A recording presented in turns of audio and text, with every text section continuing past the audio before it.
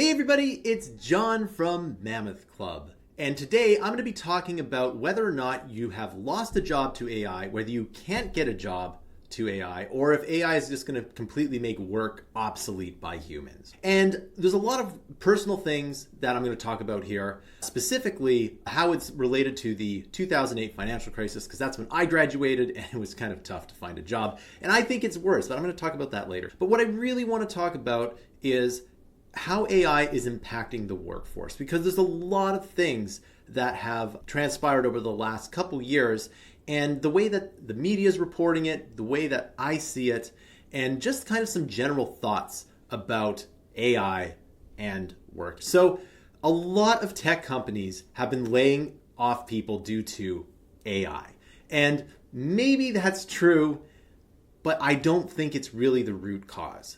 So one of the things I always like to say about tech is that a lot of the hiring practices and what's going on has more to do with macroeconomics than the actual tech itself, right?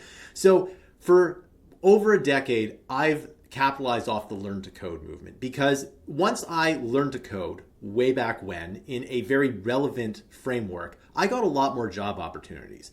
And since I have a lot of instruction experience, I started a company called Mammoth Interactive, which is now called Mammoth Club, and I taught people how to code. Now, the whole learn to code movement has more to do with super low interest rates and quantitative easing than it actually has to do with learn to code. And so if you don't know what quantitative easing is, and if you don't know what low interest rates or ZIRP, zero interest rate policy is, then you need to understand what those are. So for more than a decade, we've had rates extremely low, and we've basically printed money in the banking system. And because of that, since there was so much money just being printed for quantitative easing, it had to find a home. And one of those homes was tech startups. And that's why there was so much artificial demand for tech. You can go back and take a look at some of the old companies that got funded. My favorite one is an app called Yo, and that's pretty much all it did. It just texted your friends Yo, and it got $1.5 million worth of funding. And today, that would just not happen because interest rates are so high. And because interest rates have been pretty high, especially in the United States, and it's been the high since like the 90s, which there was also a dot-com bubble, which I'll talk about later too. So it's been so high since then. You can't expect growth in tech to be that good. And because the growth in tech isn't that good, companies are not going to hire. Okay? So one of the things that has also happened is during the pandemic, instead of quantitative easing, and long story short, it got kind of caught in the banking system, what they decided to do is just go straight to the consumers with stimmy checks or whatever, right? And because they did that, they now know that they could create inflation. Because before that, it was hard to create inflation. Again, the quantitative easing, the money printing got stuck in the banking system. And then what happened after that is that the inflation ramped up. And because of that, companies kind of overhired. Okay, there was a lot of these companies like Facebook, they overhired people. They had people doing nothing, and maybe that was a few people, but it was still more than zero. And when you think about that, just like from a business perspective, why would you hire someone to do nothing? Okay. Now, there's also another bigger layer here over the last 40 years of, let's say, corporate America, we'll call it that. Corporate America overhiring middle managers. And that's kind of a separate thing that's been going on. And I'm going to talk about that again too. But let's just go back to the interest rate. You can't expect tech to grow when interest rates have been the highest they've been in, like, let's say almost 25 years. Okay. Tech is by default a speculative business. You don't know if the new tech is going to work. And therefore, it works better in low interest rate environments. Now, it's possible that things are too low, which is what it's been for the last 10 years. And people think that's normal, but it isn't. Or it's also possible for things to be too high. If we had kept rates really high, we might not get Tesla, we might not get Google. Okay. Like, and I'm talking about like 10, 15, 20%. Like if the interest rate, let's say in the year 2000 to, 2020 was 10 to 20%, I don't think we'd have a tech boom, right? Tech would still advance because that's just what markets do. but we wouldn't have had the same boom. So how does this all relate to AI? Well, basically, we're kind of overstaffed and the interest rate is just too high. We can't really borrow money. And by the way, the interest rate allows companies to borrow at the short-term corporate debt. And that does kind of reduce just the way that some of these big companies operate. So a lot of these companies are just trying to reduce headcount, okay? And since they're trying to reduce headcount, they're just saying, oh yeah, these people, yeah, they don't need to be here because, well, we can AI to do that, okay? So let's now talk about the technology. So AI, ChatGPT, these LLMs are actually pretty impressive. When you think about what ChatGPT can do and how it's progressing, it's actually pretty good. Now, does that mean that some people are now useless in the corporate world? And I would argue, because we're in a different financial system with high interest rates, and by the way, I don't think we'll ever go back to the ZIRP unless they really need to, okay? If they do go back to that, it's 100% intentional. It's like them, and by them, I mean like the powers that be say, okay, we're just going to put in the zero interest rate policy again because we need the economy to run super hot. Now, it probably shouldn't do that. If it was more of a free market, it probably shouldn't run that hot because inflation could take years, even more years, to just get out of the system. And so one of the things that AI does do in this new high interest rate environment is that there are companies that are structured for the old system. And because of that, there are now people that are redundant. Okay? So companies in the corporate world, and frankly, the whole world is just kind of reorganizing. Okay? And this happens every so often. An event happens, and well, guess what? Companies need to adapt, and they need to just try something new, right? And things that worked in the old system might not work in the new system. And I think that's mostly what's happening here. Now, who is most at risk of being replaced by AI, right? Well, it's the middle manager that doesn't have or doesn't produce something. So the way that I like to explain it to people is that you have a coffee shop, you have your baristas, your shift supervisors, your store managers, and then you have the corporate office here. And really, that should be more of a pyramid. For the most part, it should be a pyramid. And with the baristas being the most numerous at the bottom, then the shift supervisors and the store managers, and then corporate is at top. But the way that corporate America and a lot of corporations have, it can be like this, an inverted pyramid, or it can be kind of more like a box where you have the people that are doing the most frontline work are about the same as kind of the head office here. And Starbucks is a good example, which I could probably talk about. But Starbucks could probably lay off thousands of people in their corporate office and nothing would change. And Starbucks isn't alone. There's a lot of people in corporate America that could be like this here. And also, I'm going to tell you how you can protect yourself from all of this stuff here because, well, that's the whole point of the video. But for the most part, a lot of these corporations have a bunch of people in this pyramid, or it should look more like a pyramid, but it isn't. And so they're trying to, instead of having it be a box, it's end up being more like this, where there are fewer people at corporate and there are more people doing the frontline work. Okay. And that's what's really happening is that companies are just moving to this new system where, and frankly, this is the system that it has was more traditionally like. And so since they're doing that, they're just using AI as a scapegoat. Now, to a certain extent, AI does make things better. Okay. One of the things that I use AI for and that makes me incredibly more productive is all my marketing copy. I would say that's probably the best thing to use it for. Graphic design as well, right? I can go into Midjourney and make something really quick, but you know what? I still need people to do it, right? The problem is that a team of 10 might now be a team of 3, okay? Or might be a team of 5. And the reason for that is, well, you can get more out for less, but again, in the past, maybe 5 of those people out of those 10 weren't really that productive in the first place. And because money was cheap and debt was cheap, And frankly, to outpace your competition, you have to overhire in pretty much every single corporate job, right? And we're talking about not the frontline workers, but we're talking about more of the corporate jobs. And again, I'll use the coffee shop as an example, right? So if you're a coffee shop, and let's say you have 100 stores, right? Well, how many people do you need in the marketing for that? Like really, do you need 10? Do you need 5? Do you need 50? Like really, how much do you really need? And the answer in the old environment was more. Now it's less.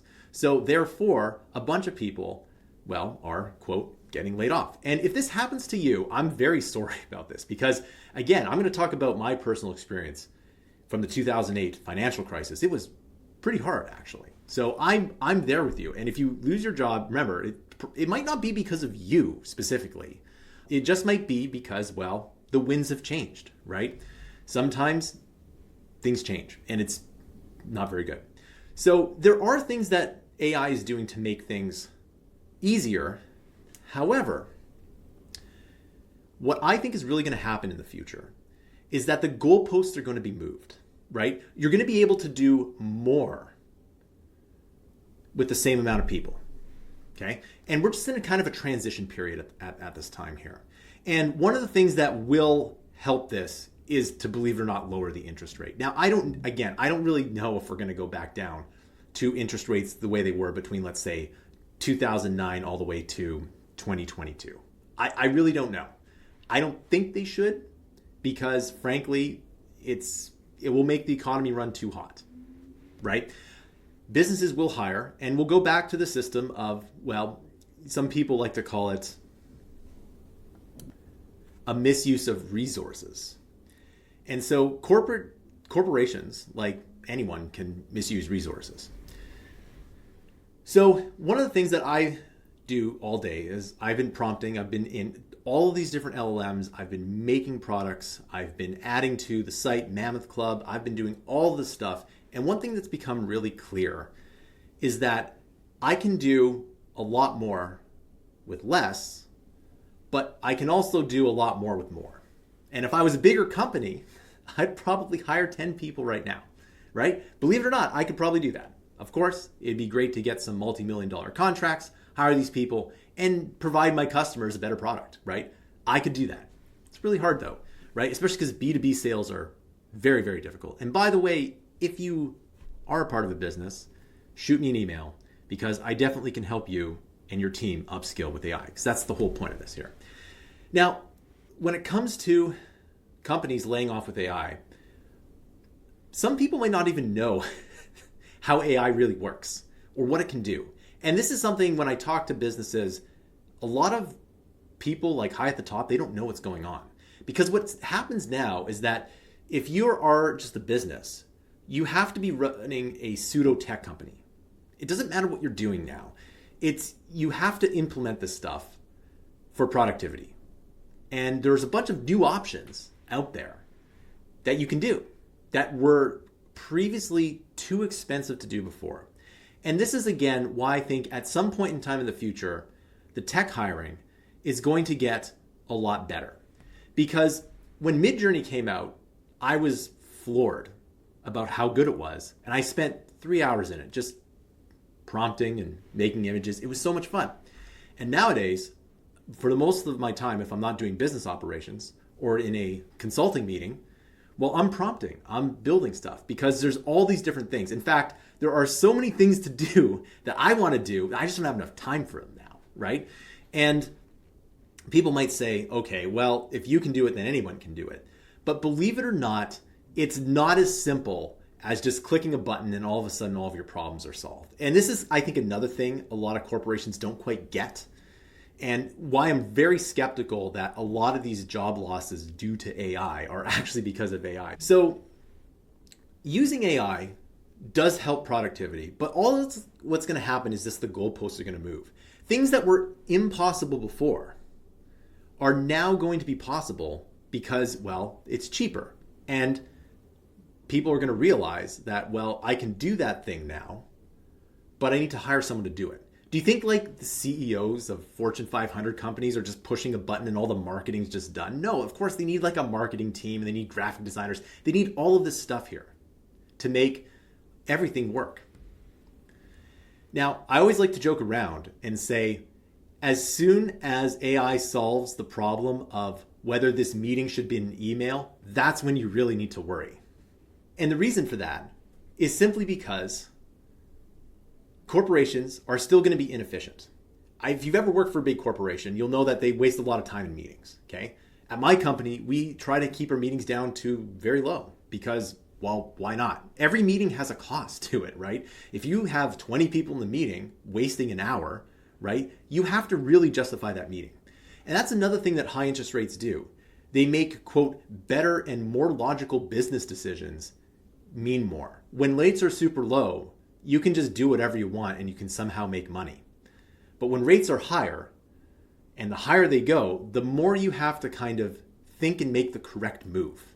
Now, if you're unemployed, there's a couple things that you need to understand. As I mentioned before, it might not be because of you, but if you're unemployed, you have to take this opportunity to get better at what you're doing.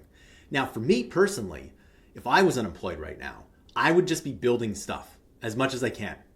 And I'm going to be talking about that in another video. And of course, please like and subscribe.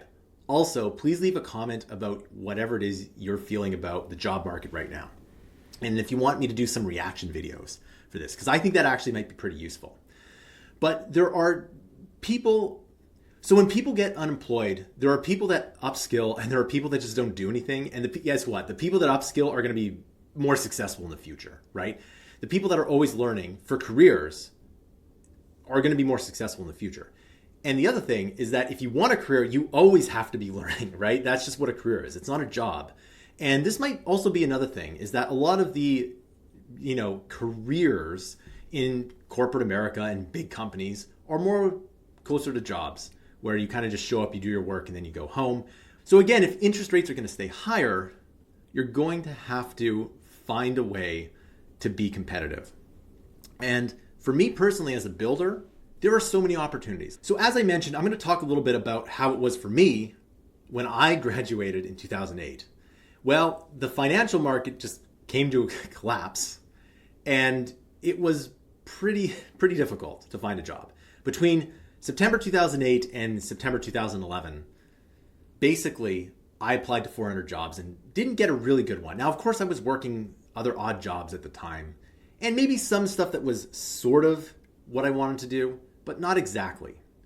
And what I did is I bought some online courses from 3D Buzz, actually. They no longer exist, but I bought some online courses. I made some Xbox games and some iPhone games, and then I got a lot of opportunity. And then I started a business where I taught people how to do that, kind of like 3D Buzz. And I thought that was really cool, and people really liked it. They ate it up, and I was one of the top Udemy instructors in 2012. So it was really good choice for me. But in 2012, I got a lot of job offers. Now, but what happened though in 2012? Well, another round of quantitative easing happened, and that's why I got many job offers. So you see how the macroeconomics is something that you should probably be studying and at least know more than zero about, right? Interest rates, how they work, how money's created, Bitcoin, all those things. You need to kind of understand how those work here. So again, I took the time, I learned to myself, online courses, started a company, and that's what we do at Mammoth Club here. So we have so many practice tests for a lot of these certifications, like Amazon, AWS, Azure, Google Cloud. And we have a lot of these practice tests, as well as courses that teach you how to pass these tests and courses on AI and everything. And that's why I started the Mammoth business in the first place, is that if you just subscribe to this and you do the work, then you're going to be better off in the future, okay? Because it will get better at some point. Companies will have to start hiring people and things will get competitive again. Now, it will take longer if interest rates stay higher for a long time. And if it comes down, you got to be ready, right? It's possible that interest rates come down really fast. And if they do, and it's stimulative, and this is kind of weird that, believe it or not, lowering interest rates might not always be stimulative. But let's say interest rates come down and it is stimulative and businesses are back to being hot again. Your resume needs to shine. And how do you do that? Well, you have to have all these projects built, etc. And if there's anything that you need to understand, is you need to understand how AI works and how to use it. If you're unemployed right now, you should be spending at least an hour a day understanding how AI works and building projects. And I'm going to be talking about what the top resume things you need in 2025 is, because a lot of these other people are not really talking about it, but I do want to talk about it here. So for the most part, are companies laying off people due to AI? Yeah, maybe a little bit. But I would say it's more or less the corporate structure reorganizing, and there's a bunch of people that don't have the skills for the current economy. And there's an easy way to just cut through that. You just have to learn the new skills. And how do you do that? Well, you take an online course, you build a project, you add it to your resume, and there you go. You are now something new. You can also start your own business. When I look at employees, or if I want to hire someone, the number one thing is if you started your own business. If you start your own business, you're going to be way far ahead of everybody else, okay? You can't be looking for just a job anymore. If interest rates stay high, you have to be very competitive. And the way to do that is, again, going to a good school most of the time, probably a whole video in itself, but going to good school, making connections, and building your own projects. And being a self-starter too, if you want a career. Now, if you want a job, on the other hand, it's a completely different thing. Now, of course, some people think careers are better than jobs, and maybe on paper they are, but you know what? From a societal level, jobs and careers, they're complementary to one another. There are people that need to do jobs and like doing jobs, and that's what they do for their life. And there's nothing wrong with that. And there are some people that are very motivated and career oriented. And I don't think there's anything wrong with that here. Some people think one is better than the other. I would say it's up to you, right? Not everyone can be a doctor. Not everyone can be a coder. And not everyone can be a janitor either, right? So there are different kinds of personalities that really do fit with different kinds of jobs and careers. And one of the things that I think has been oversold is the career. Not everyone's suited for the career. And you have to really want to learn self-improvement, all those things that perhaps an annoying boss has told you once. But you really do. You really have to always be learning and always trying to keep up with the trends if you want a career. Remember that if you do want a career, success is a wheel, not a destination. You constantly have to keep at it. And if that's not the kind of person you are, there's nothing wrong with that. You can always get a job. And there's, again, nothing wrong with that either. So let me close this off again and say, if you're unemployed right now, or you got laid off due to AI, or if you're just coming out of school and it's been 3 years and you can't find a job, it's because the world has changed from when you started your college degree or when you entered the job market in the first place. And you have to adapt. And the only way to do that is to learn how reality works, how macroeconomic works, and how companies are positioning themselves in the current way or for the new way that companies are going to operate. All right, so that concludes this video. I want to know your thoughts down below. Please like and subscribe, and again, post a comment here. Also, I do have our Mammoth Club subscription. That subscription will give you all of the coolest and the most amazing AI courses that you need to get ahead. That's why I started it in the first place. In addition to that, you can subscribe to our AI Edge newsletter and get AI news straight to your inbox. It's for free, so there's no reason not to. Thanks again for watching, and I'll see you in another video.